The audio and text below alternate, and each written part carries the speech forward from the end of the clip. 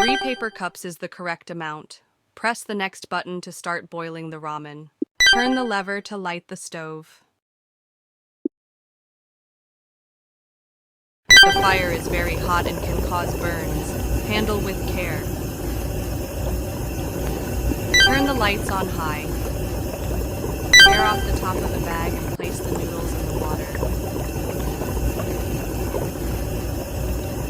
Shake the bag, tear open the bag of flakes and add the contents.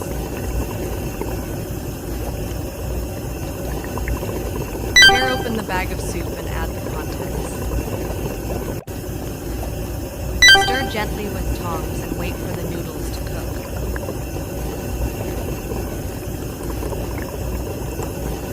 The water is boiling and the noodles are done after 3 minutes. Turn the lever to turn off the heat.